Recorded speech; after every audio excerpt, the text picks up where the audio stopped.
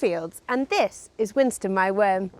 And today we're starting a new series in the book of Matthew. So why don't you come and join us as we look at that?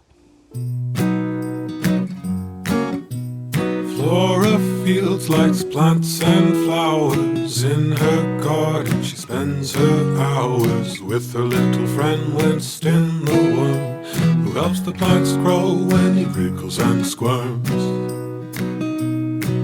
So come and plant a seed, see what it yields. Let's go into the garden with Flora Fields.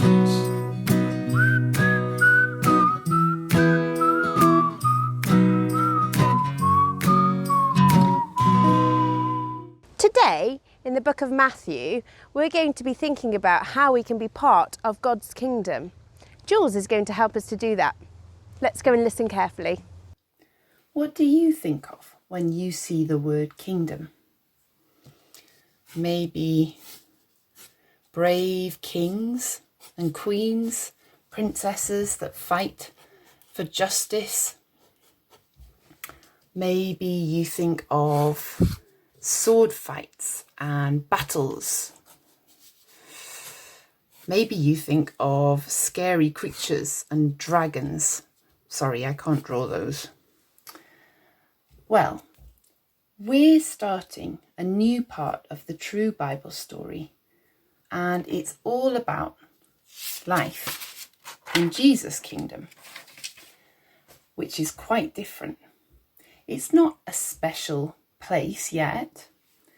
It's just anywhere and anyone who has Jesus as their king. That means that he is their provider, gives them all that they need. It means that he leads them and cares for them like a shepherd. And it means that he's in charge, showing his people the right way. And Jesus wanted to tell the people and us all about what his kingdom is like. So in today's true story, Jesus leaves a big crowd with tiny heads behind, and he climbs up a mountain. And he calls his followers, and he wants to teach just his followers important things about life in his kingdom. Now, can you please find a box or a cushion or something to climb up safely so that you can go on top onto your own mountain and listen carefully too?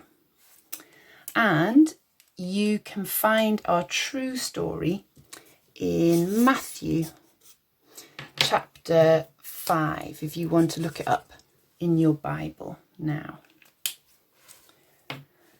So, of course, Jesus starts with step 1. He starts by saying the most important thing he wants to say about his kingdom. And this is what he said. God accepts people who...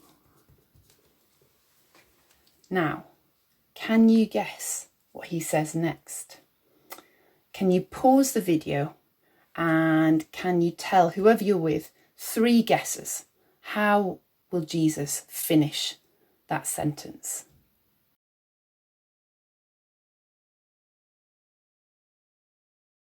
Let's see if we got the same ideas. So I guess that Jesus is going to say God accepts people who are well behaved, or like always kind, or maybe God accepts people who keep his rules because he really likes that, doesn't he?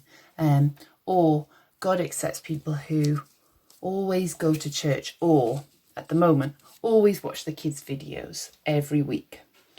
Yeah, those things sound quite likely, like what he will say next. Let's find out from our story. What did he say? God accepts people who come to him empty-handed.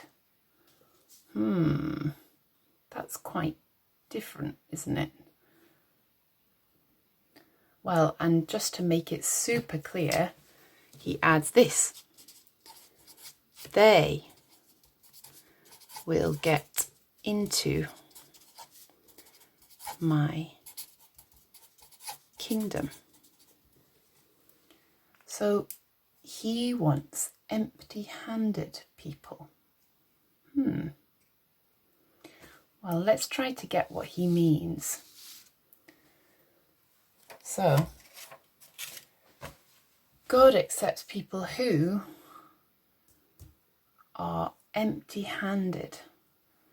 I guess that means they bring nothing. Empty hands. So they don't bring their good behaviour or their kindness to God. They don't bring all their rule keeping. Maybe they know that they can't even keep the rules all the time, that they don't manage to. Maybe they know that they don't even want to be with God lots of the time or close to him. So they really know that they need his help to get into his kingdom. There's nothing they can bring. They just have empty hands. So all of this won't work. Well, after this, Jesus tells them lots of other things about life in his kingdom. But he really wants to make sure we get step number 1, the most important thing. So you can read this part in Matthew chapter 8. And when Jesus is coming back down the mountain, lots of crowds following him again, he meets a man suffering from a terrible skin disease. And this man couldn't go anywhere near the temple, which was God's special place, because the law said he was unclean. Now this man says to Jesus, Lord, you can make me clean if. So again, I want you to pause the video and you've got 3 guesses. What does he say next? You can make me clean if. Let's find out what he said. Lord, you can make me clean if you want to.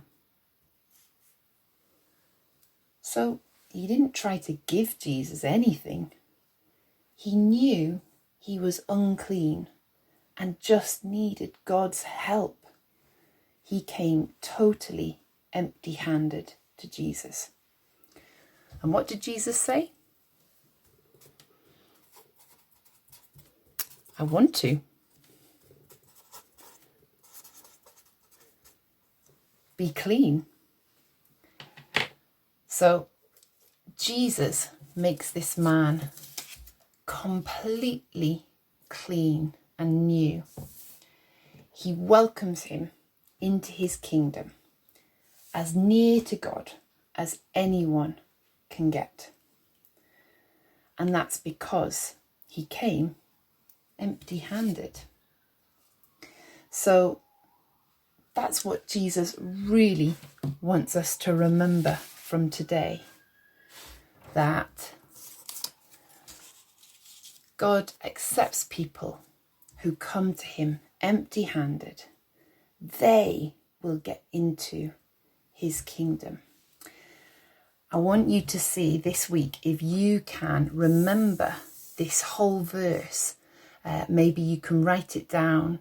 You could draw it with pictures from the story, maybe with picture of empty hands as well, and see if you can remember it and tell it to someone else this week, because this is step 1 for life in Jesus' kingdom.